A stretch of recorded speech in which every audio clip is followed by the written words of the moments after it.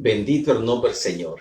Le damos la bienvenida a su servicio de escuela bíblica virtual mientras estemos en este tiempo de prueba. Nuestro servicio de escuela bíblica será virtual y como siempre cada martes estaremos por estos mismos medios trayéndole una enseñanza más de la palabra del Señor.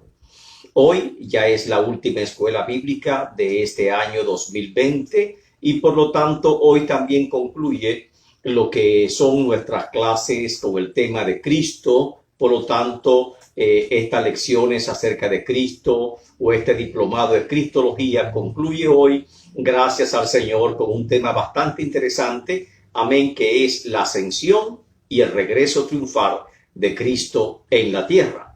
Amén. En otras palabras, las implicaciones de la ascensión y el regreso de Jesucristo a esta tierra. Alabado el nombre del Señor. Un saludo muy especial a nuestra amada hermana pastora, amén, Marta de Marrero, la cual en este día está de natalicio cumpliendo años, amén, de nuestra parte y de parte de nuestra hermana Élida. Un abrazo cariñoso a nuestra hermana Marta. Amén, para que el Señor le continúe bendiciendo grandemente, amén, y derrame sus ricas bendiciones sobre su vida y sobre la vida de toda su familia. Alabado el nombre del Señor. Igualmente saludamos a nuestra superintendenta, amén, nuestra pastora también, Lucy Rivera, y a su amado esposo, por supuesto, un saludo especial. Y recordándole a todos los hermanos que como ya concluimos lo que es este ciclo de escuela bíblica dominical, alabado el nombre del Señor, por lo tanto, aquellos que no tienen sus materiales, aquellos que no tienen su literatura, ya sea maestro o el alumno, pueden solicitarlo. Nuestra hermana Lucy Rivera, alabado el nombre del Señor, nuestra superintendenta de escuela bíblica, amén, y con mucho gusto le estará ofreciendo, ya sea este domingo pasado, lo recibimos, y los que no lo tienen este próximo domingo podrán procurarlo directamente en la iglesia, ya sea el maestro de pergamino duro o el flexible, como también los expositores de los alumnos. Alabado el nombre del Señor. Un saludo cariñoso a todos los hermanos que siempre han estado en sintonía con nosotros y que siguen este servicio de escuela bíblica. Gloria al nombre del Señor, porque tienen hambre de aprender la palabra del Señor.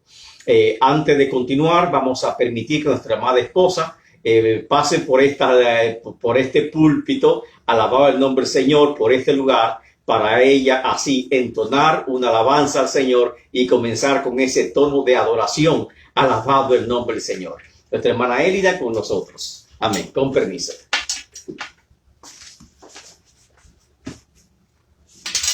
Dios les bendiga, mis amados hermanos.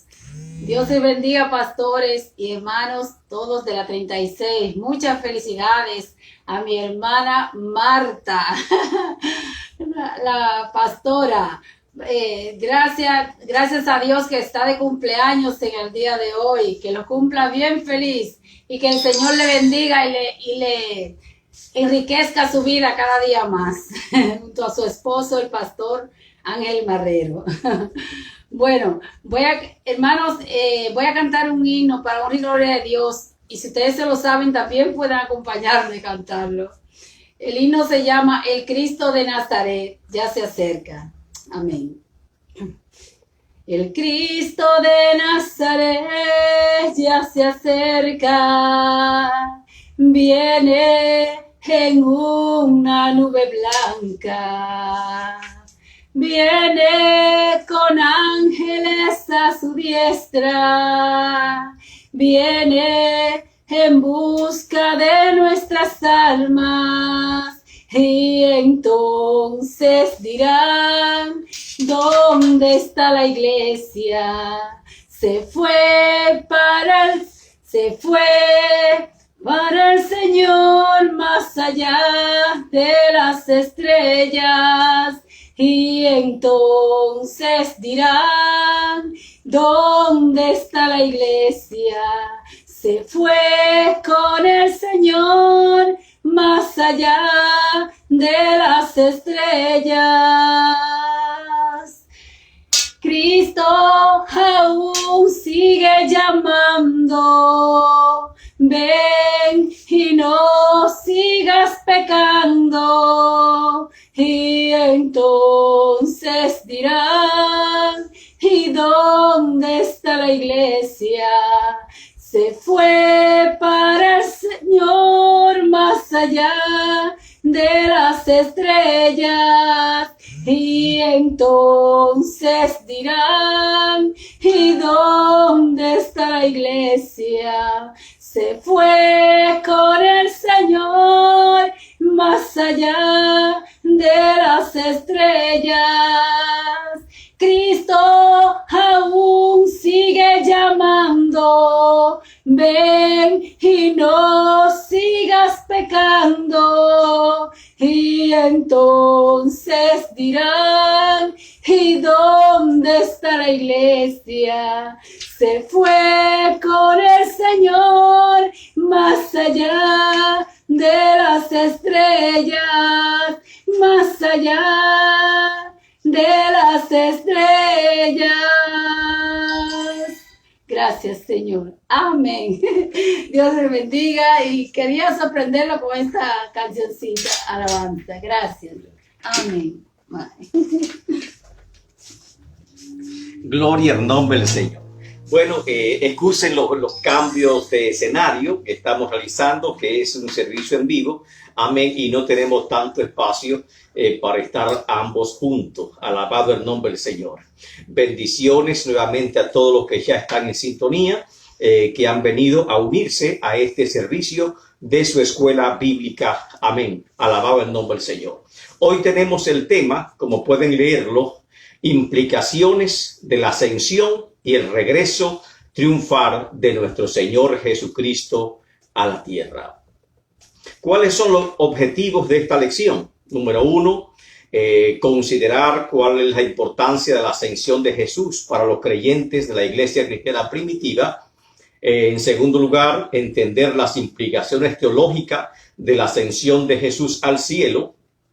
Tercer lugar, comprender el valor del anuncio de los ángeles en la ascensión de Jesús con respecto al anuncio de su segunda venida de Cristo. Así como le hay visto subir en el cielo, de esa misma forma Él regresará.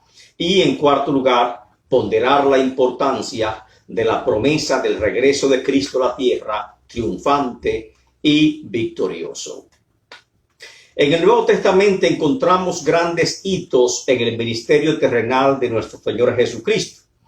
El primer hito o punto de partida o momento cumbre de su historia es el nacimiento virginal, que lo encontramos en Mateo capítulo 1, verso 18 en adelante y Lucas 1, 26 en adelante.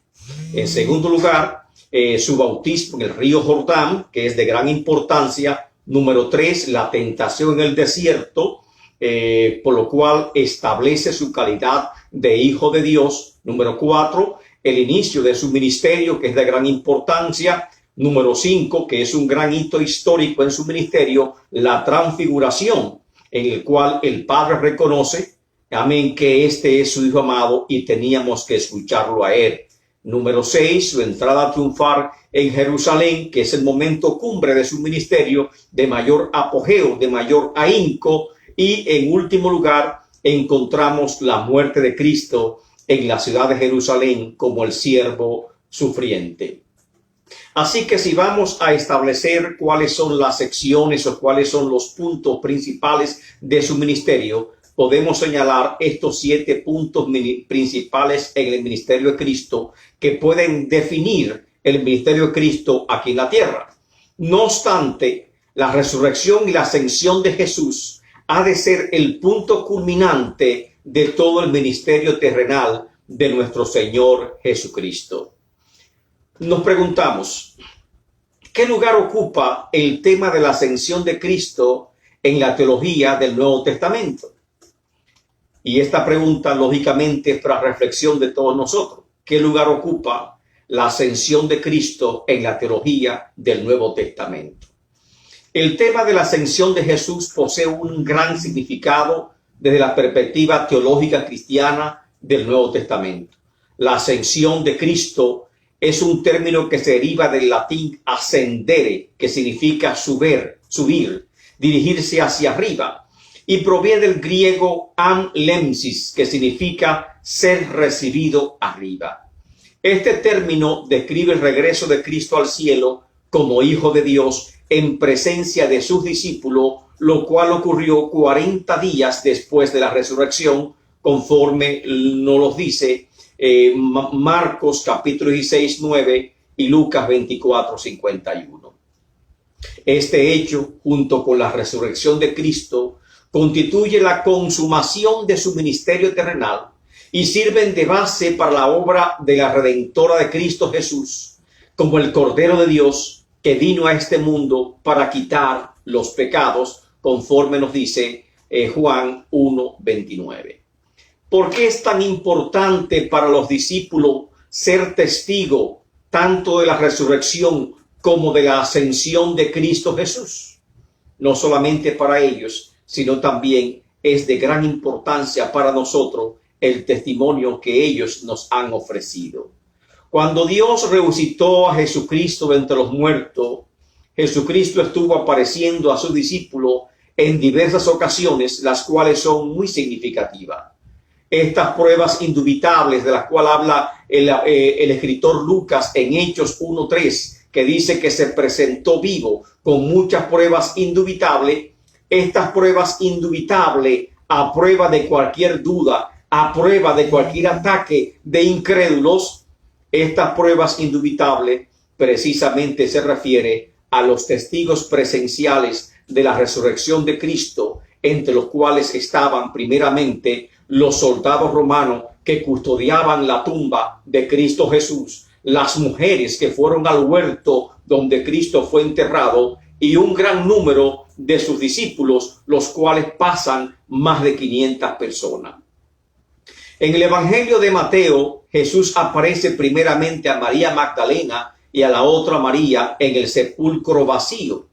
Más tarde aparece a los 11 menos Judas Iscariote, el cual no se encontraba presente. En esta ocasión es que Cristo le encarga a sus discípulos la realización de la gran comisión. El Evangelio de Lucas registra luego que Cristo se apareció a unos discípulos que iban camino a Emmaús, en Lucas 24:13, los cuales también son testigos oculares de la resurrección de Cristo Jesús.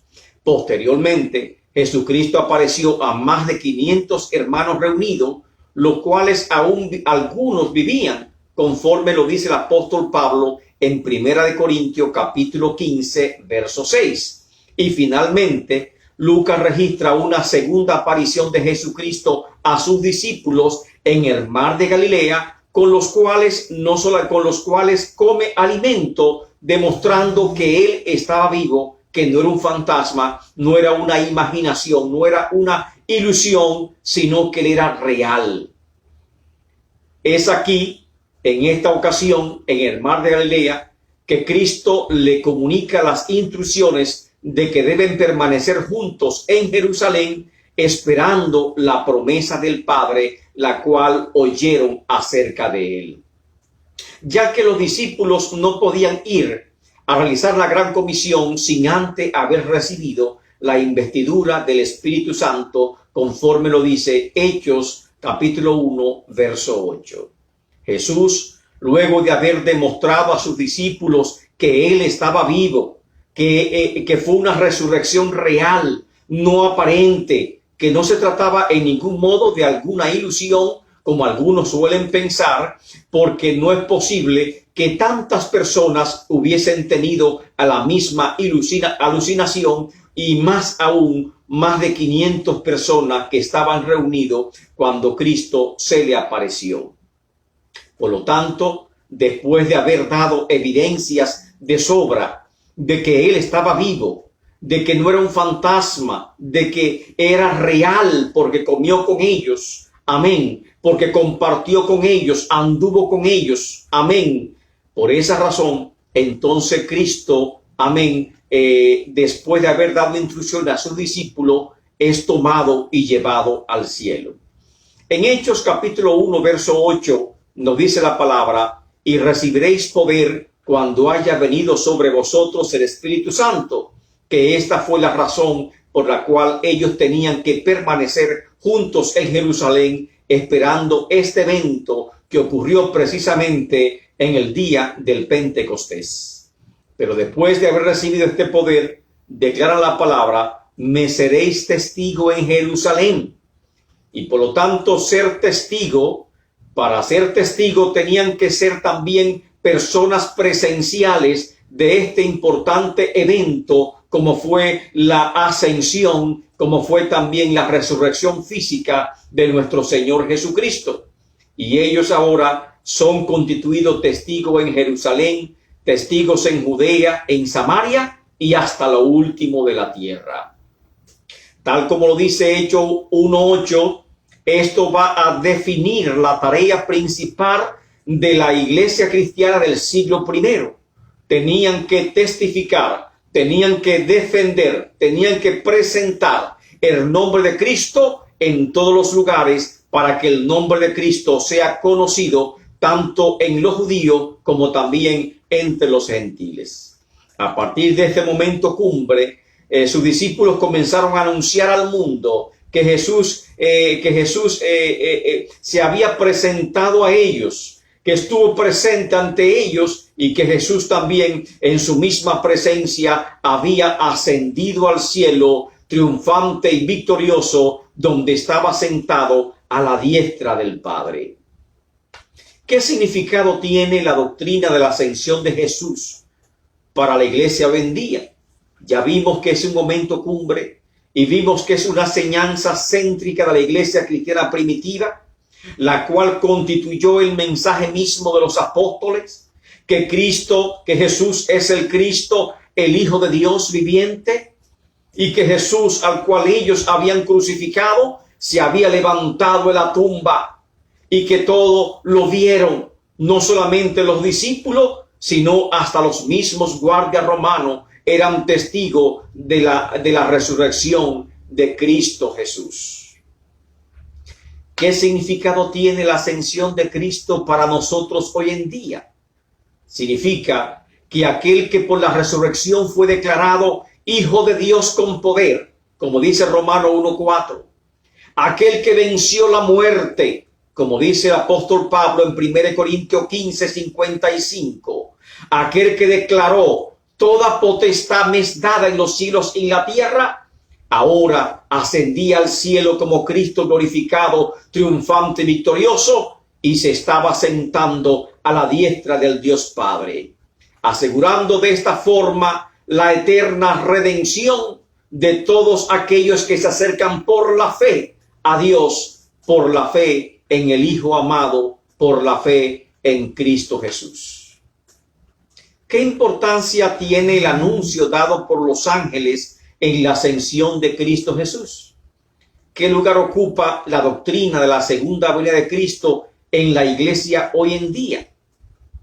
En Hechos 1, capítulo 9 al 11, dice la palabra de la siguiente forma: y habiendo dicho estas cosas, viéndolo ellos, o hablando sus discípulos, amén, estaban por lo tanto en el monte de Galilea. Viéndolos ellos, fue alzado y recibió una nube que lo ocultó de sus ojos. Y estando ellos con los ojos puestos en el cielo, con los ojos fijos en el cielo, entre tanto que él se iba, he aquí se pusieron junto a ellos 2 varones con vestiduras blancas, los cuales también les dijeron: varones Galileos, ¿por qué estáis mirando al cielo? Este mismo Jesús, que ha sido tomado de vosotros al cielo, así vendrá como le habéis visto ir al cielo. ¿Qué importancia tiene el testimonio? Fácilmente. En este pasaje los ángeles son reconocidos por la descripción de que estaban vestidos con vestiduras blancas, un término muy común que se usa en las escrituras.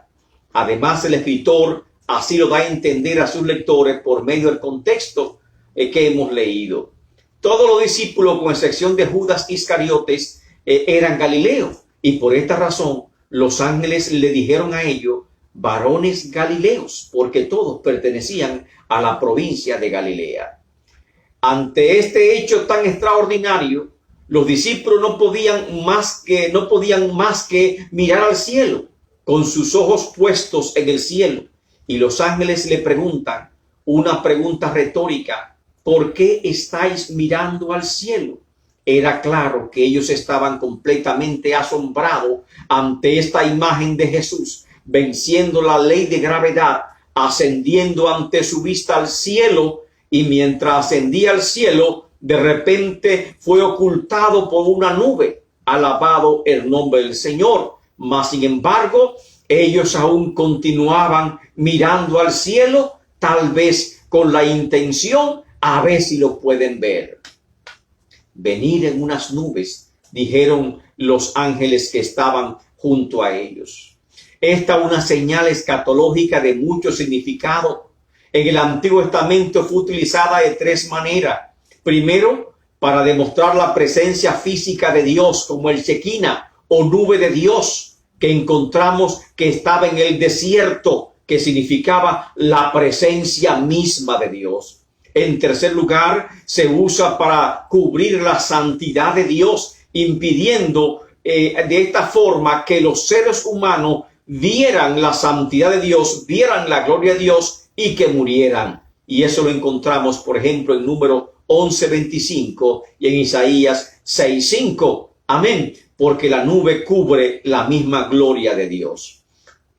Y en tercer lugar, la nube se usa como para transportar la deidad, como que Dios camina, Dios se transporta en una nube, tal como lo dice el Salmo 104, verso 3, Isaías 19:1. En Daniel 7:13, las nubes eran utilizadas como el transporte del Mesías divino y humano, y esta profecía de Daniel es citada al menos 30 veces en el Nuevo Testamento. La misma relación del Mesías con las nubes en el cielo puede observarse en diversos textos del Nuevo Testamento, entre los cuales se encuentra Mateo 24:30, Marcos 13:26, Lucas 21:27, entre otros textos que nos hablan del regreso de Cristo en una nube. No solamente dijeron en una nube Él volverá, sino que también expresaron: así vendrá como le habéis visto ir al cielo. Jesús regresará de igual forma en que se fue. Número 1, se fue físicamente y vendrá físicamente. No es una venida espiritual, sino una venida físicamente. Por eso se le llama parusia, que es manifestación física, y se le llama apocalipsis, que es presencia, revelación. Jesús se fue visiblemente y también vendrá visiblemente. Apocalipsis 1:7 nos dice: y todo ojo le verá. Jesús se fue desde el monte de los olivos, ascendió al cielo. Igualmente, según las profecías, Jesús descenderá del cielo y pondrá sus pies en el monte de los olivos. Número 4, se fue en presencia de sus discípulos. Y de igual forma, Jesús vendrá con sus discípulos. Número 5, cuando Jesús se fue, bendijo a la iglesia, y cuando Él venga, va también venir bendiciendo a la iglesia. O sea que se cumple la palabra del ángel, de los dos ángeles que estaban, que se pusieron frente a los discípulos cuando veían esta escena grandiosa de que Jesús ascendía al cielo. Amén. Se fue físicamente, vendrá físicamente. Se fue visiblemente, vendrá visiblemente. Se fue desde el monte de los olivos, vendrá en el monte de los olivos. Se fue en presencia de sus discípulos, vendrá también con sus discípulos. Se fue tras bendecir a la iglesia y vendrá bendiciendo a su iglesia. Alabado el nombre del Señor. Jesús efectivamente prometió a sus discípulos que Él regresaría otra vez. Y lo encontramos en Juan 14:3. Y si me fuere y os prepararé lugar, vendré otra vez y os tomaré a mí mismo, para que donde yo estoy, vosotros también estéis. 2 ángeles anunciaron que Jesucristo regresaría por segunda vez. Ya lo leímos en Hechos 1:11, los cuales dijeron: varones Galileos, ¿qué estáis mirando al cielo? Este mismo Jesús que ha sido tomado de vosotros al cielo, así vendrá como le habéis visto ir al cielo. En tercer lugar, Jesús enseñó a sus discípulos sobre su regreso triunfal y victorioso a la tierra por segunda vez. Y esta enseñanza la encontramos en el sermón escatológico de Cristo de Mateo 24 y 25, donde se describe detalles importantes, acontecimientos importantes, señales importantes acerca del fin del mundo y de su regreso a la tierra. Muchos se preguntan cuando hablamos de la segunda venida de Cristo, las preguntas que nunca pueden faltar es: ¿y cuándo regresará? La Biblia no da fecha precisa en torno al regreso de Cristo, pero señala eventos que son puntuales, sin los cuales entendemos nosotros que Cristo, amén, no regresará. O mejor dicho, hasta que estos eventos se cumplan, entendemos nosotros que su regreso está próximo, así como hemos visto esta profecía que hasta ahora han venido cumpliéndose. En Mateo 24:29 nos dice cuándo regresará Cristo. Dice: inmediatamente después de aquellos días. ¿A qué día se refiere? A los días de la gran tribulación, a los días de que habló el profeta Daniel, cuando vea la abominación desoladora. El que oiga entienda. Después de estos días terribles, de esta gran abominación, de esta gran, amén, de esta gran tribulación, la cual habrá como nunca ha habido, dice la Biblia, que el sol se oscurecerá, la luna no dará su resplandor, y las estrellas caerán del cielo, y las potencias de los cielos serán conmovidas. Y esta es una primera señal que todo el universo está demostrando que pronto se va a manifestar. En ese mismo momento se va a manifestar la señal del Hijo del Hombre en el cielo. ¿Cómo se describe su regreso? Se usa el término epifanía, que significa manifestación, venida, resplandecimiento. Es decir, Cristo vendrá, como dice Mateo 24:27, como un relámpago que sale del oriente y se muestra al occidente. Esto es epifanía. ¿De qué manera vendrá Jesús? Tal como lo dijeron estos, amén, estos ángeles, y como lo repite Mateo 24:30. Entonces, o sea, después de estos días, después de estas señales en el cielo, después de las señales en la luna, porque estamos hablando de la parusia, de la manifestación física de Cristo, de la segunda venida de Cristo per se, entonces aparecerá la señal del Hijo del Hombre en el cielo, y vendrá el Hijo del Hombre, y verán al Hijo del Hombre viniendo sobre la nube del cielo con gran poder y gloria. Mateo 24:30. ¿Quiénes le verán?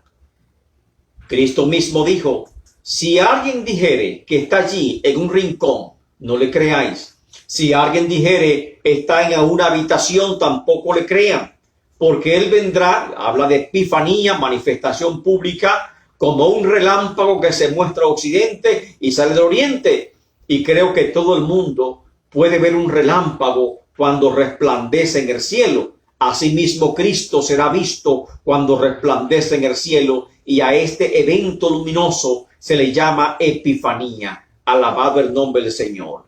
Más aún, Apocalipsis 1:7 nos dice: he aquí que viene con las nubes, y todo ojo le verá, y los que le traspasaron, y todos los linajes de la tierra harán lamentación por él. Por lo tanto, así como se fue visible, también vendrá visible para toda la humanidad.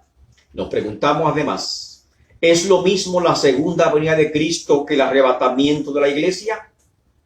Muchos creyentes, no solamente creyentes nuevos, confunden estos términos. Amén, el arrebatamiento de la iglesia y la segunda venida de Cristo, y lo confunden como si fuese un solo evento, amén, que vamos a presenciar. Existen varios términos griegos que nos hablan de la segunda venida de Cristo. Entre ellos tenemos la parusia o parusía, que significa aparición, presencia, llegada. Tenemos el término apocalipsis, que significa revelación o manifestación. Y también tenemos el término que ya hemos visto, epifanía. Y epifanía tiene el significado, alabado el nombre del Señor, de manifestación, venida, resplandecimiento. Y por lo tanto, estos tres términos son comunes cuando hablamos de la segunda venida de Cristo. Sin embargo, cuando hablamos del arrebatamiento de la iglesia, el término que utiliza la Escritura es arpazo, con Z y comenzando con H y con Z al final, arpazo. Arpazo como si fueran los españoles, alabado el nombre del Señor. Y arpazo significa arrebatamiento, algo que es tomado bruscamente, algo que es tomado con violencia y por lo tanto viene a describir, amén, o mejor dicho, el apóstol Pablo habla del arrebatamiento en 1 Corintios capítulo 15, versos 51 y 52, en Tesalonicense, 1 Tesalonicense capítulo 4, versos 17 y 18, y 2 Tesalonicense capítulo 2, versos 1 y 8. En 1 Corintios 15, 51 dice: he aquí os digo un misterio. No todos dormiremos, pero todos seremos transformados. En un momento, en un abrir y cerrar de ojo, a la final trompeta, porque se tocará la trompeta, y los muertos en Cristo serán resucitados incorruptibles, y nosotros, los que estemos vivos, seremos transformados. Amén. En 1 Tesalonicenses capítulo 4, versos 16 y 7, Pablo también le dice: porque el Señor mismo, con voz de mando, con voz de arcángel y con trompeta de Dios, descenderá del cielo, y los muertos en Cristo resucitarán primero. Luego nosotros, los que vivimos, los que hayamos quedado, seremos arrebatados, y ahí es que aparece la palabra arpazo, juntamente con ellos en las nubes, para recibir al Señor en el aire, y así estaremos siempre con el Señor. Y dice el apóstol Pablo: por tanto, alentaos los unos a los otros con estas palabras. No obstante, muchas veces se nos pregunta si la iglesia pasará por el evento trágico de la gran tribulación. Y hay un texto muy significativo. A pesar de que existen muchos textos en la Biblia, muchos versos en la Biblia, que me dicen claramente que la iglesia no pasará por la gran tribulación. Amén. Como este que dice en Apocalipsis 3:15, que dice: por cuanto has guardado la palabra de mi paciencia, yo también te guardaré de la hora de prueba que ha de venir sobre el mundo entero.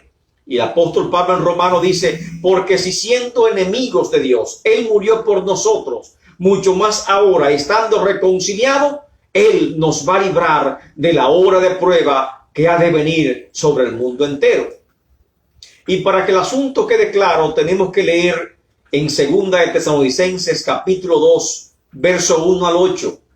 Y nosotros vamos a comenzar leyendo en el verso 3, el cual nos dice: nadie os engañe en ninguna manera, porque no vendrá, está hablando de la parusia, de la manifestación visible de Cristo, de la epifanía, no vendrá sin que antes venga la apostasía. O sea, que antes de Cristo venir, como dijo Cristo en el sermón escatológico del Monte de los Olivos, primero ha de manifestarse el anticristo. Primero tiene que venir la abominación desoladora. Primero tiene que venir la apostasía. Amén. Por eso dice: no vendrá sin que antes se manifieste el hombre de pecado, el hijo de perdición, el cual se opone y se levanta contra todo lo que se llama Dios y es objeto de culto, tanto que se siente en el templo como si fuera Dios, haciéndose pasar por Dios.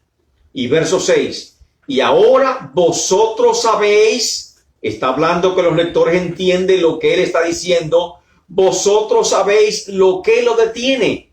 O sea, ¿qué cosa está deteniendo la manifestación de este inicuo? ¿Qué cosa está deteniendo la manifestación del anticristo en la tierra? A fin de que a su debido tiempo se manifieste. Porque ya está en acción, dice Pablo, el ministerio de la iniquidad, el versículo 7. Solo que no se ha manifestado, porque hay quien al presente lo detiene hasta que a su vez él sea quitado de en medio. Y está hablando que no se ha manifestado el anticristo sobre la tierra, porque la iglesia de Cristo está aquí sobre la tierra. Y en el momento que la iglesia sea quitada de la tierra, sea arrebatada de esta tierra, entonces se manifestará aquel inicuo. Amén. Se manifestará el hijo de pecado, el hijo de perdición, tal como lo dicen las escrituras. Por lo tanto, nosotros como creyentes no esperamos ninguna señal para el cumplimiento del arrebatamiento de la iglesia.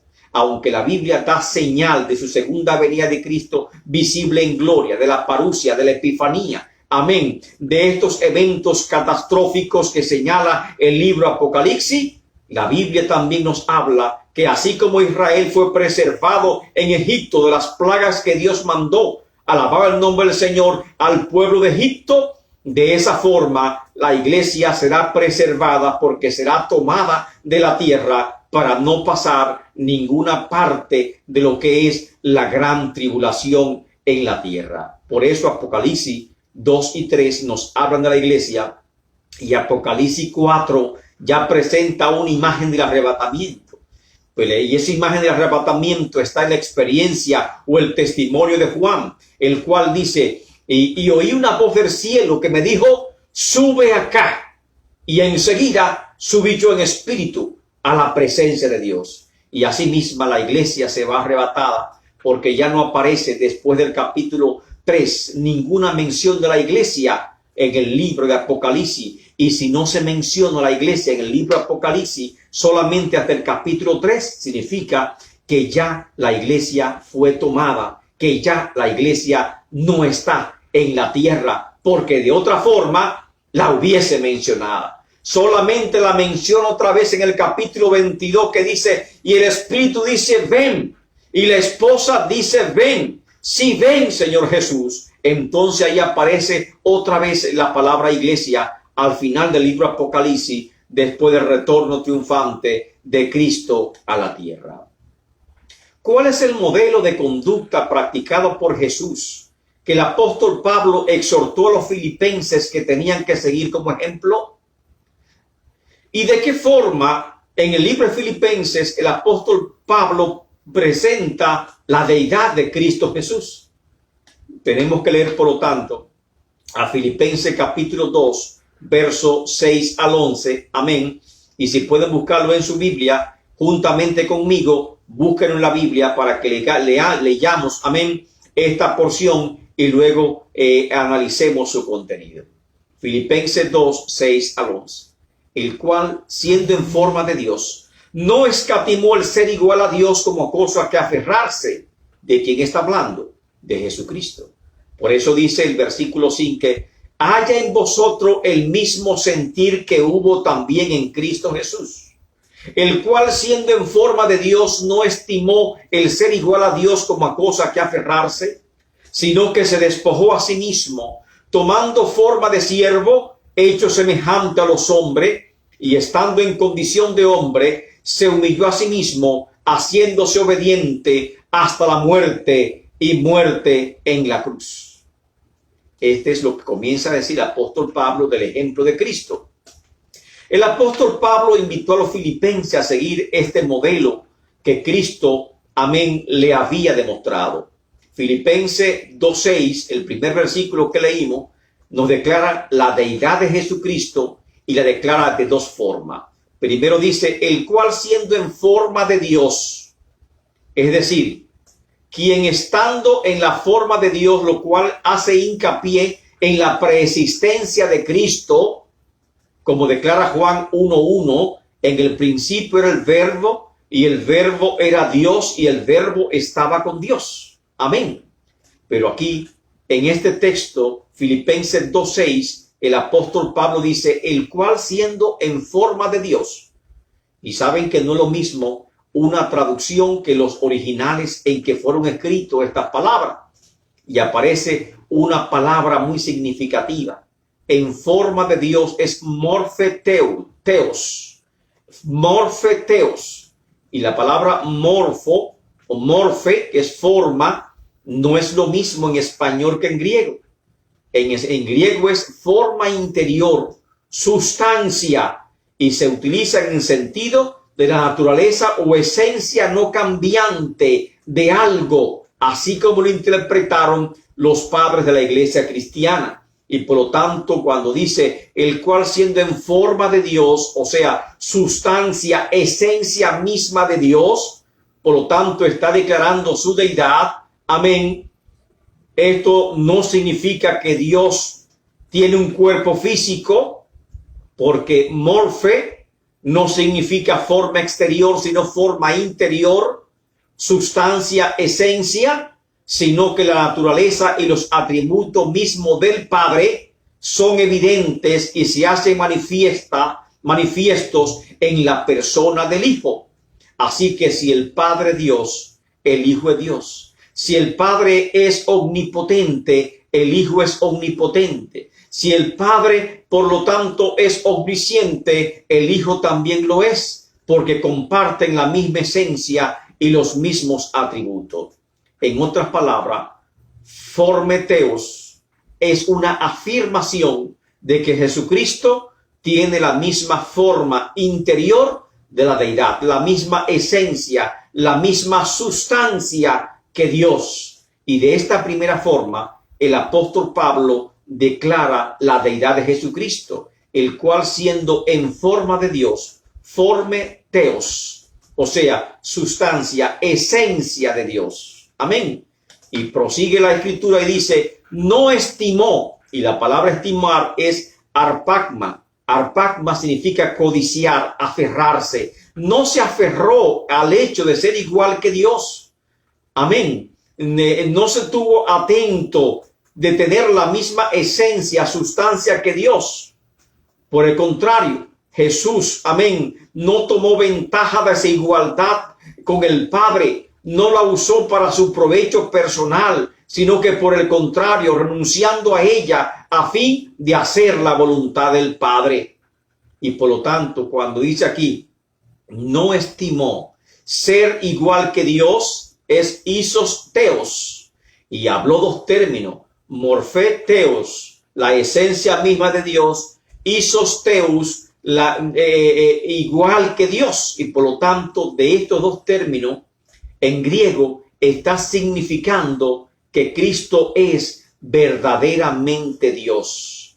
En primer lugar, tenía la misma esencia que el Padre, los mismos atributos que el Padre, y esto lo dice por la palabra morfesteos. Y además tenía, amén, la misma igualdad de condición con el Padre. Y por eso dice isosteos. De estas dos formas que encontramos nosotros en la traducción original de este versículo, en el griego koiné, encontramos que está manifestando la deidad del Señor Jesucristo sin la menor duda posible. En Filipenses 2:7, ahí vamos un poquito más profundo. Yo sé que diríamos, ya hablamos que un poquito de griego, de formeteos y ahora isosteos. Y ahora vamos a entrar a Filipenses 2:7, que tiene otro término que tenemos que aprender. Y es kenoxis. Ese término kenoxis, amén, se llama anonadamiento, contracción. Y es lo que dice la palabra de Dios que hizo Jesucristo para venir a ponerse en condición de un ser humano. Y dice la palabra, sino que se despojó a sí mismo. Amén. Despojó a sí mismo. Amén. Significa ekenoxen.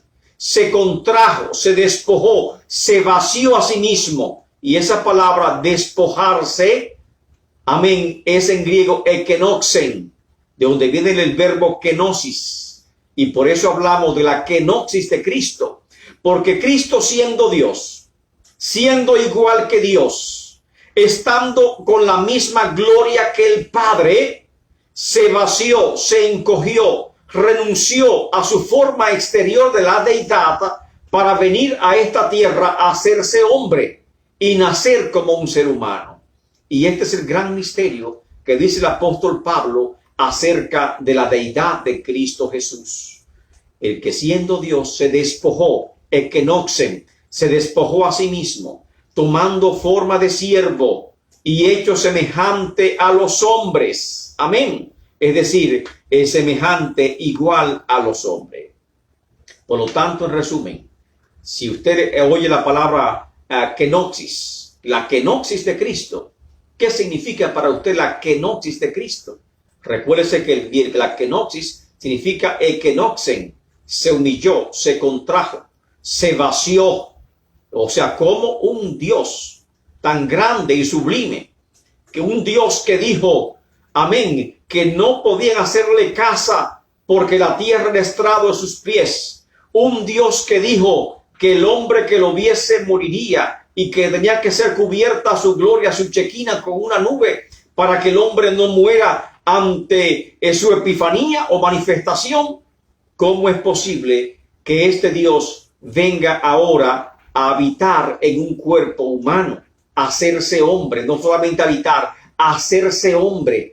Y como dice el apóstol Juan en su evangelio, Juan 1:14, y aquel verbo se hizo carne, aquel Dios se hizo carne y habitó entre nosotros, por lo tanto llamó su nombre Emmanuel, y habitó entre nosotros y vimos su gloria, gloria como el unigénito Hijo de Dios. ¿Cómo fue posible esto? Y fue posible gracias a la kenoxis. Y por lo tanto, ¿qué es la kenoxis de Cristo? Describe la forma en que el verbo vino a este mundo a habitar entre nosotros, como declaró Juan 1:14. Y aquel verbo fue hecho carne y habitó entre nosotros y vimos su gloria como gloria del unigénito Hijo del Padre. En otras palabras, kenosis significa que el Hijo de Dios, la tercera persona de la deidad, se despojó, es decir, ekenoxen, se despojó de toda su gloria, se despojó de toda su deidad, se contrajo. Alabado el nombre del Señor. Significa que dejó la gloria exterior de la deidad, que significa en griego chemati, dejó la gloria externa de la deidad para tomar la forma exterior del hombre. Chemati antropos, la forma exterior del hombre, chematis antropo, para revestirse de carne, para revestirse de humanidad. Por lo tanto, como dijo el apóstol Juan, amén, Cristo vino en carne, y aquel que diga que no vino en carne, este es el anticristo, porque él se revistió de carne. Alabado el nombre del Señor. Tuvo un cuerpo humano y fue una persona 100% humana, como también lo somos nosotros. Y eso lo dice el apóstol, amén, Pablo, con el griego chemati. Chemati y morfes. Morfes es esencia, esencia interior. Chemati es forma exterior. Y esas dos palabras, morfé y chemati, la usa el apóstol Pablo, amén, en 1 Tesalonicenses capítulo 7 y 8, haciendo una distinción entre una cosa y otra. La kenoxis es el acto, amén, que afirma que el Hijo del Hombre agregó humanidad a su divinidad al hacerse hombre. Es un hecho que solo Dios puede hacer, pues solo Dios tiene existencia en sí misma. Alabado el nombre del Señor. Es un término un poquito complejo y ya hemos hablado algunos términos que son, amén, tal vez de difícil recordar. Por lo tanto, sería bueno que si tienen algo para apuntarlo, apunte. Morfé, que generalmente lo tomamos nosotros en español como la forma, amén, pero no se refiere en griego forma exterior, sino interior, y por lo tanto se debe interpretar como esencia o sustancia incambiable con la cual está hecha en los elementos.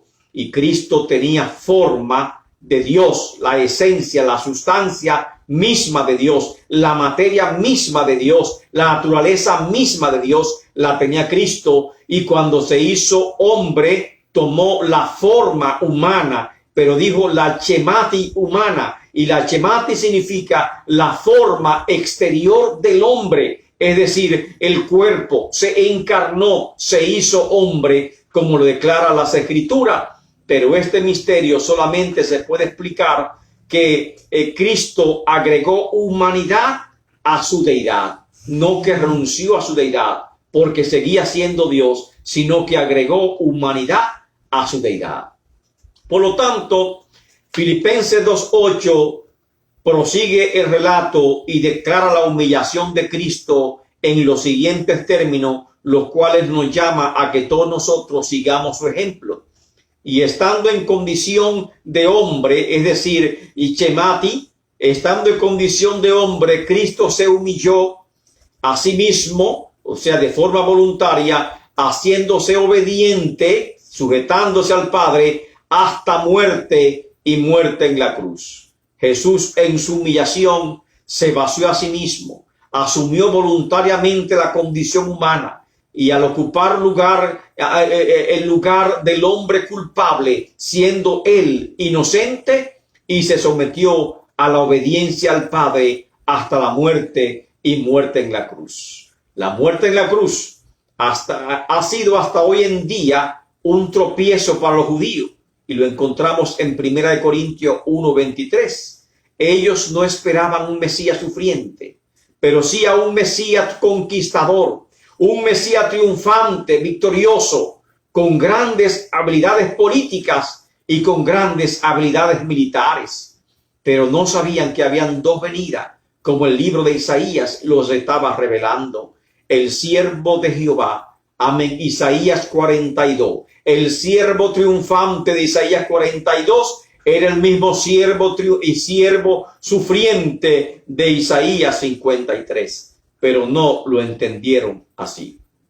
Sin embargo, esta fue la forma en que Dios estableció para expiar los pecados de la humanidad a través de la muerte vicaria de Cristo o la muerte sustituta de Cristo, como lo declaró Isaías 53. Mas él herido fue por nuestros pecados, molido fue por nuestras transgresiones, y el castigo de nuestra paz fue sobre él, y por sus llagas somos nosotros curados.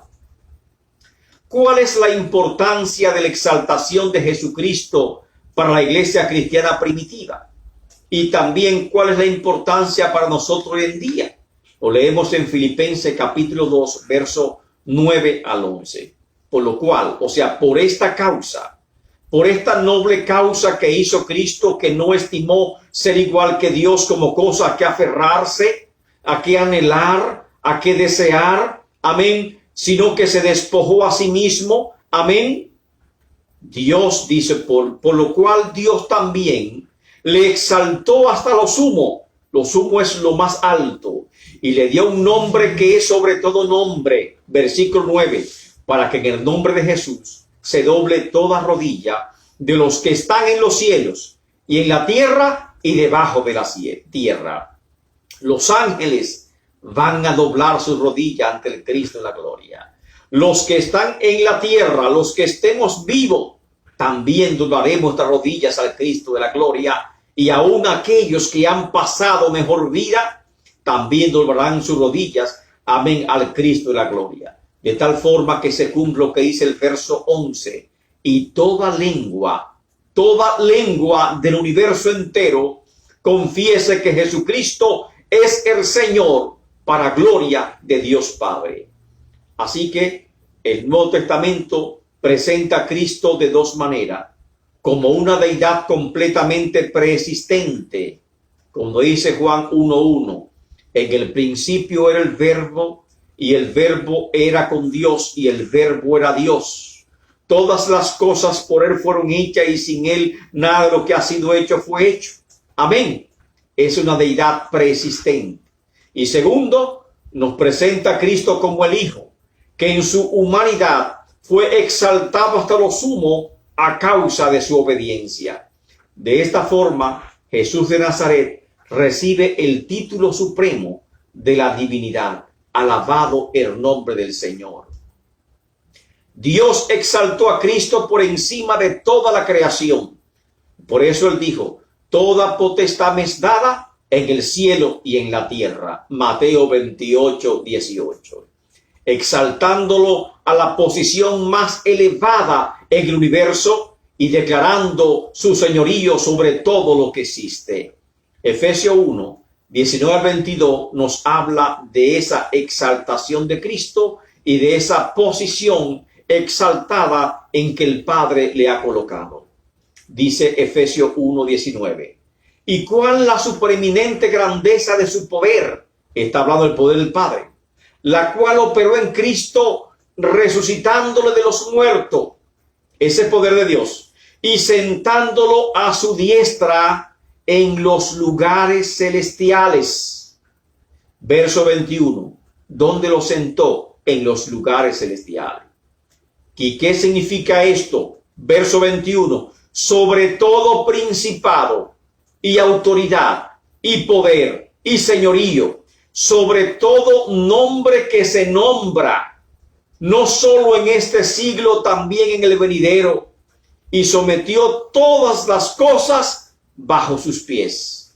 Esta es la posición más alta, amén, que Dios elevó a Cristo, amén, y esto nos habla de la exaltación de Cristo como Señor supremo de todas las cosas. Por lo tanto, la confesión pública y personal de la fe de la iglesia primitiva fue esta: Jesús es el Señor. Y por esta palabra, los cristianos fueron perseguidos porque se negaron, se rehusaron a confesar que César era el Señor. Ese era el juramento que tenían que hacerle a Roma en el culto al emperador, declarar que César es el Señor, y los cristianos solamente reconocían a Jesús como Señor, por lo cual dice, amén, lo vemos señalado en Hechos capítulo 4, verso 12, y en ningún otro hay salvación, porque no hay otro nombre bajo el cielo dado a los hombres en el cual podamos ser salvos, solamente en el nombre de Cristo Jesús.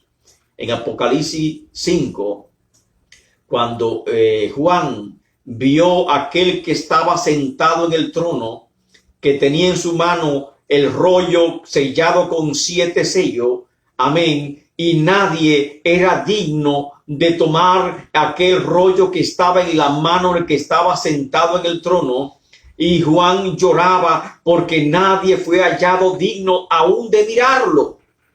Y dice la palabra que un ángel del Señor se le acercó, un anciano se le acercó y le dijo, no temas, no llores, porque aquí el león de la tribu de Judá se ha levantado y él ha sido hallado digno de tomar el libro, el rollo del que está sentado en el trono, es decir, del Padre, y aún desatar sus sellos. Por lo tanto, ¿dónde estaba Buda? ¿Dónde estaba Mahoma? Amén. ¿Dónde estaban estos que se creen dioses ahora? ¿Dónde estaba el César romano? ¿Dónde estaban los emperadores romanos que tanta pompa se dieron? Alabado el nombre del Señor. Y por esto la declaración de la iglesia primitiva fue: Jesús es el Señor. No importa la persecución. Cuando Pedro y Juan eran perseguidos, amén, le dijeron, callen. No sigan predicando a ese Jesús que están anunciando. Ellos simplemente dijeron, es mejor obedecer a Dios antes que a los hombres. Y prosiguieron predicando el nombre de Cristo Jesús. Romanos 10, versos 8 y 9. En estas palabras dice, esta es la palabra de fe que predicamos. Que si confesares con tu boca que Jesús es el Señor y creyeres en tu corazón que Dios levantó los muertos, serás salvo, porque el corazón se cree para justicia, mas con la boca se confiesa para salvación. 1 Corintios 8:6. Para nosotros, dice el apóstol Pablo, sin embargo, solo hay un Dios, el Padre, y el Señor Jesucristo, por medio del cual son todas las cosas y nosotros por medio de él. Alabado el nombre del Señor. Por lo tanto, Jesús es el Señor. No hay más Señor que Él. ¿Qué implicaciones doctrinales tiene para nosotros hoy en día el ascenso a los cielos y la exaltación de Jesucristo como Hijo de Dios? Nos preguntamos. Efesios 4, versos 7 al 10, habla de otras implicaciones más de la exaltación de Cristo. ¿Qué dice Efesios 4, 7 al 10? Pero a cada uno de nosotros fue dada la gracia conforme a la medida del don de Cristo. Habla del don de Cristo, la dádiva de Cristo, por lo cual dice, subiendo a lo alto, llevó cautiva la cautividad y dio dones a los hombres. Y esto de que subió, ¿qué es? Sino que también había descendido primero a las partes más bajas de la tierra. Y el que descendió es el mismo que también subió por encima de todos los cielos para llenarlo todo. ¿Qué implicaciones teológicas nos encontramos nosotros en la ascensión de Cristo Jesús? Según el texto que hemos leído, Efesios 4, 7 al 10 es un texto difícil de interpretar, por lo cual merece un riguroso examen por parte de nosotros. Cuando el apóstol Pablo dice subiendo lo alto, Pablo sigue la narración del Salmo 68, versículo 18, en el mismo orden, y lo aplica proféticamente a Jesús cuando subió al cielo, subiendo lo alto. ¿Y eso que subió qué es? Con esto Pablo, haciendo un tratamiento legítimo del texto del Salmo 68, 18, nos habla de su descenso previamente a las partes más bajas de la tierra. Y cuando hablamos de las partes más bajas de la tierra, en el legítimo idioma hebreo de las Escrituras, se está refiriendo al Hades. Y por lo tanto, hace una alusión a un aspecto del ministerio de Jesucristo que sigue a su obra en la cruz del Calvario, que Jesús fue, como dice la Biblia en 1 Pedro 3, 19 al 20, fue al Hades y predicó a los espíritus encarcelados. Alabado el nombre del Señor. ¿Y esto qué significa? Amén, lo que hemos leído. Por lo cual dice, subiendo a lo alto, llevó cautiva la cautividad y dio dones a los hombres. Y esto que subió, ¿qué es sino que también había descendido primero a las partes más bajas de la tierra? No se refiere a la palabra infernus, infierno. La palabra inferno es una traducción de la Vulgata latina, pero que no aparece en los originales griegos, sino que aparece la palabra Hades. Y por lo tanto no podemos confundir infernus, amén, con la palabra Hades. Cristo descendió a las partes más bajas de la tierra, es decir, al mundo de los espíritus, como dice la palabra del Señor en 1 Pedro 3, 19 al 20. Pero ese tema es otro estudio y en esta ocasión no hay tiempo para explicarlo con mucho detalle. Simplemente se dan unos pequeños esbozos para la comprensión general de este estudio. La parte más baja de la tierra, en conclusión, se refiere al Hades y se refiere a que Cristo descendió a las partes más profundas de la tierra, conforme a 1 Pedro 3, 19 y 20, a predicar a los espíritus encarcelados.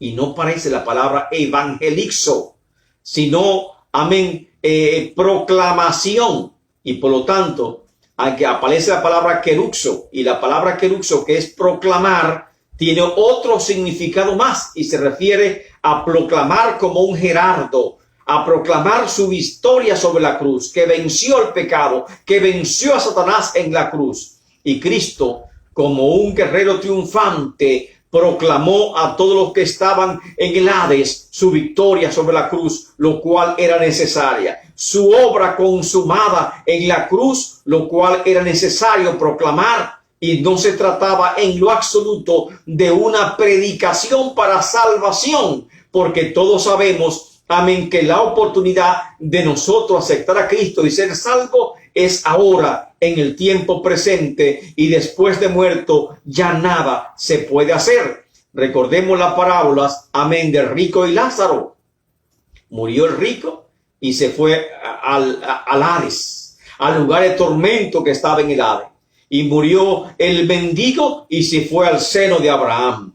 Ambos estando en estado consciente en el Hades, uno en una parte y otro en otra parte. Amén, porque así estaba configurado este lugar de los muertos. Como dice la palabra, uno decían: Señor, manda a Lázaro que moje sus manos y la pase por mis labios. No se puede, porque hay una gran cisma, una gran separación entre el lugar en que tú estás y el lugar que está Lázaro. Gloria al nombre del Señor. Entonces él dijo: manda por lo menos que Lázaro se levante de los muertos y vaya y le predique a los hermanos.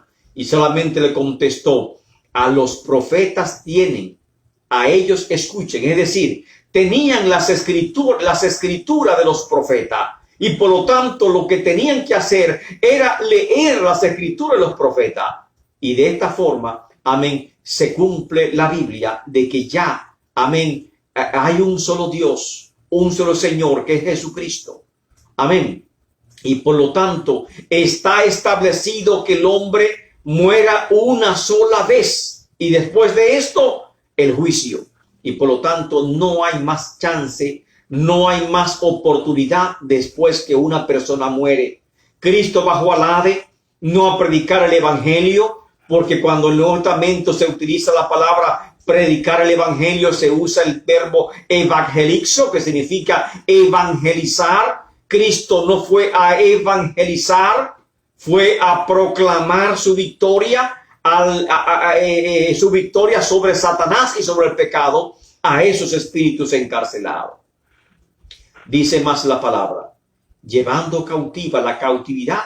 Y la palabra cautividad se refiere literalmente a huestes de cautivos. Luego de su descenso, Pablo nos habla de su ascenso triunfante y victorioso sobre los cielos.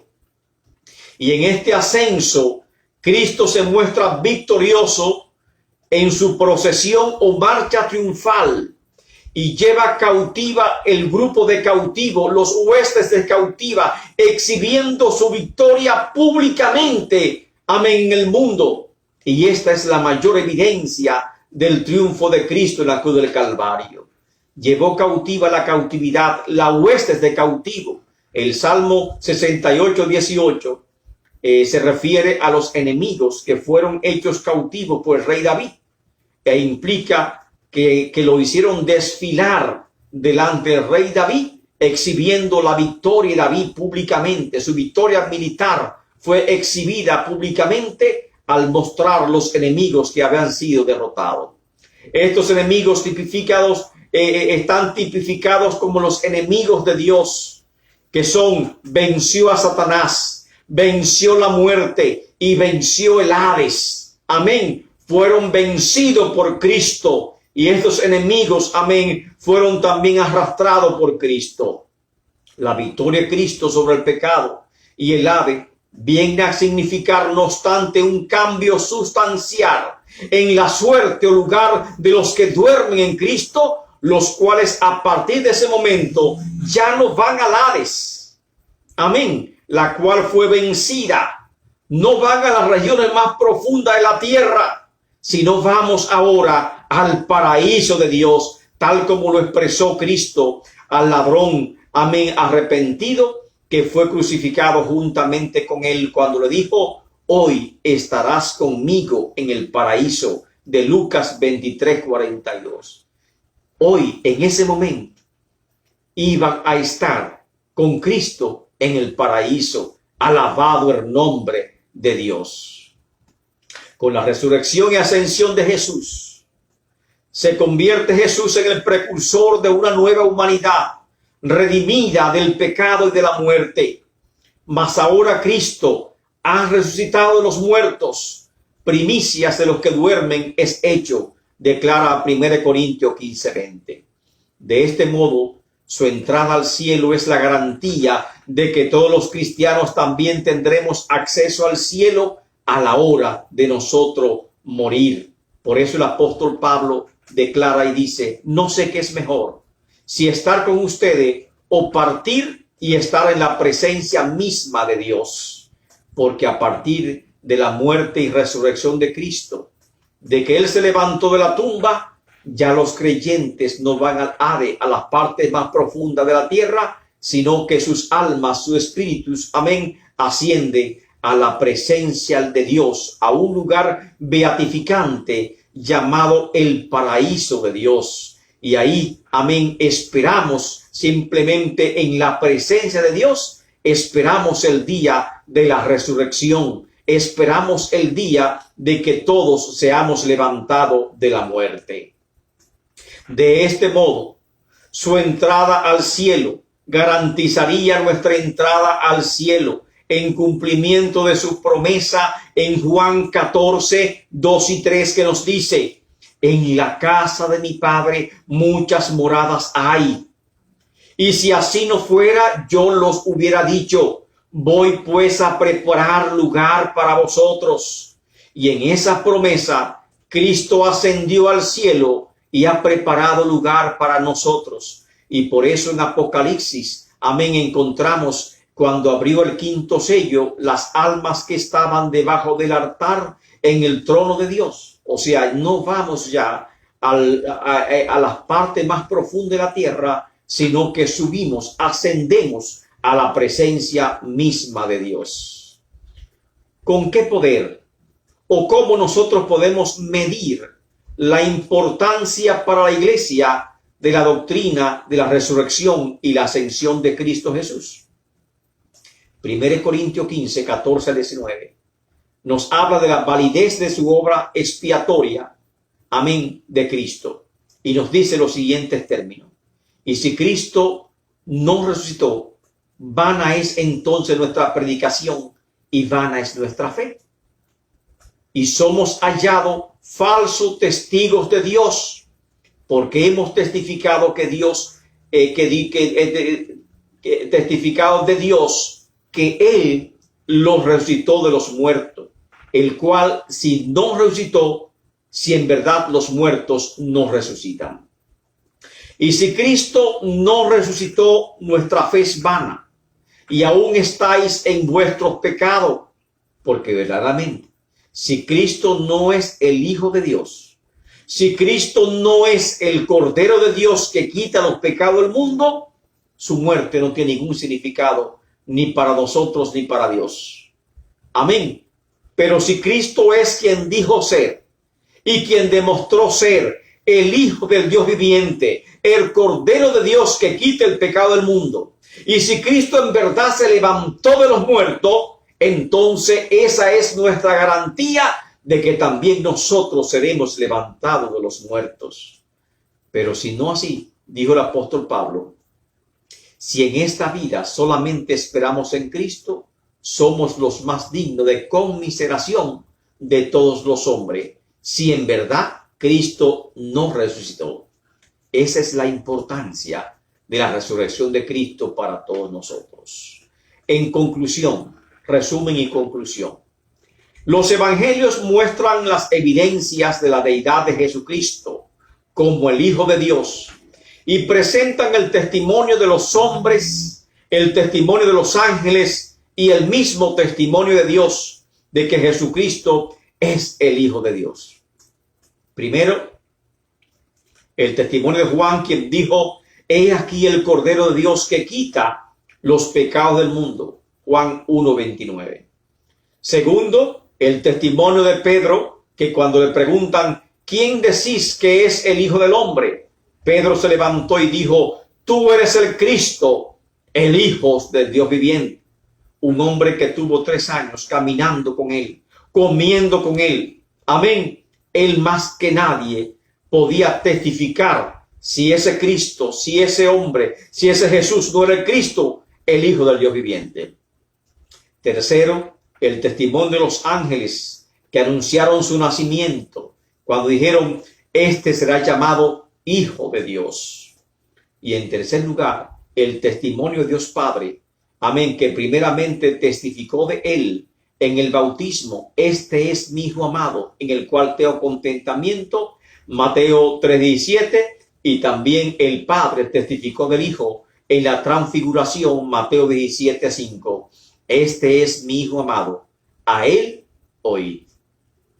Pero el punto culminante de todo el ministerio de Cristo y la mayor prueba de su deidad lo constituyen no su milagro, lo constituyen no su discurso, sino el hecho de la resurrección de Cristo entre los muertos y el hecho mismo de su ascensión a la presencia de Dios. Romano 1:14 dice que Cristo fue declarado Hijo de Dios con poder, según el Espíritu de Santidad, por la resurrección de entre los muertos. O sea, la resurrección constituye la mayor evidencia de que Cristo es el Hijo de Dios. La ascensión al cielo es la mayor evidencia de que Cristo es la viva imagen del Padre que está sentada en el trono de Dios. En efecto, la resurrección y la ascensión de Cristo significa, número uno, el cumplimiento de la promesa del Espíritu Santo. En Juan 16:7 que dijo: os conviene que yo me vaya, porque si yo no me fuera, es una oración, amén, condicional, pero si yo me fuera, os enviaré otro consolador, el cual estará con vosotros todos los días hasta el fin del mundo. Y por lo tanto, amén, esa promesa se cumple cuando dice en Hechos 2 que descendió el Espíritu Santo sobre los 20 que estaban reunidos. Si Cristo no hubiese ascendido a los cielos, el Espíritu Santo no hubiese descendido sobre los 120 que estaban esperando en el aposento alto. Segundo, el cumplimiento de la promesa de las moradas en los cielos, de Juan 14:2 y 3. Si yo me fuere, os preparará el lugar para donde yo esté, también vosotros estéis. Y por lo tanto venció el Hades. Y ahora nosotros, cuando partimos de este mundo, vamos a la presencia misma de Cristo, porque Él fue a preparar desde ahora, amén, lugar para nosotros. Tercero, nuestra victoria sobre el pecado, el Hades y la muerte, pero aún estaríamos en pecado en caso de que Él no hubiese sido el Cristo. Y si en esta vida, como dijo el apóstol Pablo, solo esperamos en Cristo, seríamos entonces lo más digno de conmiseración. Por lo tanto, la ascensión de Cristo es la muestra más evidente de su victoria sobre el pecado, de su victoria sobre el Hades y de su victoria sobre la muerte. Y podemos decir: ¿dónde está, oh muerte, tu victoria? ¿Y dónde está, oh muerte, tu aguijón? Porque Cristo venció al pecado, venció a la muerte, y usted y yo estamos llamados también a vencer al pecado y vencer la muerte. En cuarto lugar, la garantía de nuestra resurrección de entre los muertos, porque Cristo fue declarado primicia de los que durmieron, y por lo tanto es una garantía de que también nosotros nos levantaremos de la tumba. Alabado el nombre del Señor. Yo soy el alfa y la omega, el principio y el fin, como dijo la Escritura, y también dice: yo soy el que estuvo muerto y aquí que vivo por los siglos de los siglos. Y asimismo nosotros nos vamos a levantar. En quinto lugar, nuestra herencia en los cielos, la cual dice el apóstol Pedro que es incorruptible e inmarcesible. Amén. La cual recibimos de Cristo, el cual está sentado a la diestra de Dios. Primera de Pedro 1:4 y Efesios 1:3 nos habla de esa herencia en los cielos. Y esa herencia en los cielos es el fruto, amén, de la ascensión de Cristo a los cielos. Porque si Él no hubiese estado sentado a diestra del Padre, tampoco nosotros tuviésemos esa herencia en los cielos. Y en último, por lo cual, la resurrección y la ascensión de Cristo constituye la columna vertebral de la fe cristiana. Por otro lado, el testimonio de los ángeles es evidencia de que el mismo Cristo que ascendió al cielo en presencia de ellos es el mismo que regresará en su gloria y establecerá su reino sobre toda la tierra. No otro, es el mismo Cristo. Ese mismo Jesús que subió al cielo, ese mismo Jesús regresará. Alabado el nombre del Señor. El mismo Cristo glorificado que ascendió sigue siendo el mismo Jesús de Nazaret, que fue traspasado y cuyas heridas son evidencias de que es el Cristo de la gloria. Es el mismo que regresará por segunda vez en una nube, rodeado de millares de ángeles, como dice Apocalipsis 19, 11 a 16. Y en su regreso, todo ojo le verán, aun los que le traspasaron, Apocalipsis 1:7, harán todas las naciones harán lamentación por él. Y Apocalipsis 19:17 dice, todas las naciones vendrán y le adorarán a Cristo de la gloria, cumpliéndose por lo tanto lo que dice las Escrituras, alabado el nombre del Señor, que toda lengua confesará que Jesús es el Hijo de Dios.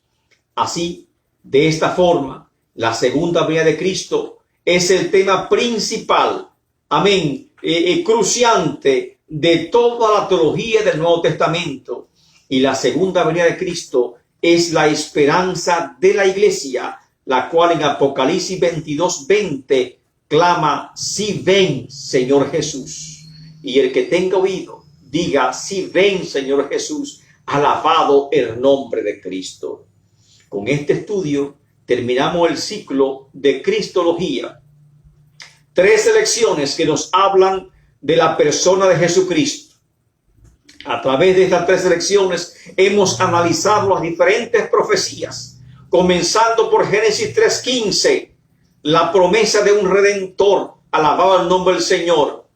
Isaías 7:14, que nos habla del nacimiento de Emmanuel, alabado el nombre del Señor, la señal que presenta del nacimiento virginal de Cristo Jesús.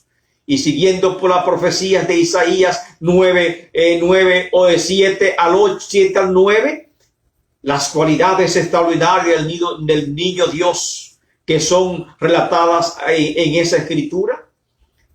Seguimos con Isaías 11, Isaías 42, Isaías 53, Isaías 60, y también seguimos con los salmos cristológicos que nos hablan de Cristo, de su muerte, de su resurrección, de su deidad.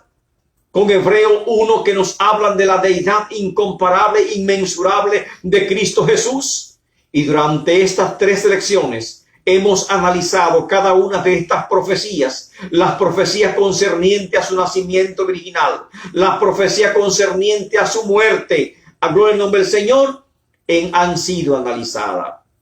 Si usted quiere revisar algunos de estos materiales, puede verlo en las páginas de esta iglesia, pero también puede ver nuestras páginas de Facebook, DR Montalvo Suero, alabado el nombre del Señor, y están ahí todas las 3 lecciones sobre el tema de nuestro Señor Jesucristo. Gracias por haber estado con nosotros. Estas 3 lecciones tan importantes que hemos tenido analizando las profecías y analizando el cumplimiento de estas profecías de nuestro Señor Jesucristo en la tierra. Ya como le dijimos al principio, en el día de hoy concluye lo que es este ciclo de escuela bíblica, alabado el nombre del Señor, y ya estamos, amén, gloria al nombre del Señor, comenzando un nuevo ciclo de nuestra escuela bíblica, alabado el nombre del Señor, que lo invito a todos a proseguir, primeramente a buscar sus materiales con la superintendenta Lucy Rivera. Si no lo ha tenido este domingo, procure con ella. Y ya en la próxima lección sería la iglesia levanta su voz profética. Y este primer semestre es un semestre muy interesante para todos nosotros porque nos habla de temas éticos de relevancia en la actualidad, como es la iglesia y la eutanasia, la iglesia y la clonación, la iglesia y la cremación, la iglesia y la pena de muerte, amén, la maternidad subrogada, y seguimos con estos temas éticos de importancia, temas relevantes para nosotros en la actualidad, para esclarecer cuál es la posición bíblica de las Escrituras referente a estos temas. Bendiciones en el nombre de Cristo Jesús. Esperamos que en este nuevo ciclo, amén, que comienza en la próxima semana, también puedan estar con nosotros escuchando cada una de estas lecciones y aprendiendo un poco más cada día de lo que dice la palabra de Dios. Si hubiera un término que no recuerda, amén, puedes revisar este video y simplemente escribir esos términos, tal vez que fueron complicados, amén, como el término morfé, amén, o otros términos más, amén, como la unión hipostática de Cristo, de hipóstasis, esencia, amén, la contracción del verbo, amén. Todos esos términos podrán verlo detalladamente en esta grabación que nosotros estamos haciendo en este momento de transmisión en vivo, pero también usted puede ver simplemente la grabación y tomarlo como repaso, como un estudio de repaso de esta importante lección que hemos dado en el día de hoy.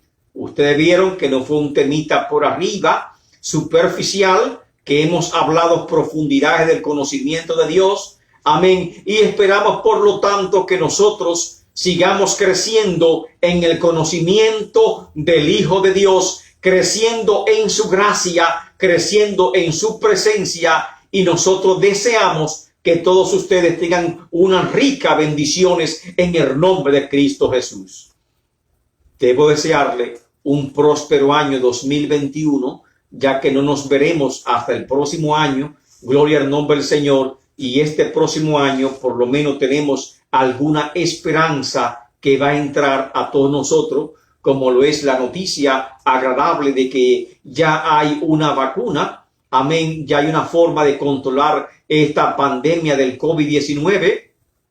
Ya los médicos tienen más experiencia tratando esta enfermedad y por lo tanto se ha reducido drásticamente el número de muertes en el país, aunque no así el número de infectados, pero la tasa de mortalidad es menor, que es una buena noticia alentadora, y esperamos en el Señor que este año 2021 no transcurra entero en la misma crisis que nosotros hemos tenido, sino que el Señor traiga viento de prosperidad, viento de bendición sobre la vida de cada uno de nosotros y sobre todo traiga viento de bendición para su iglesia. Alabado el nombre del Señor.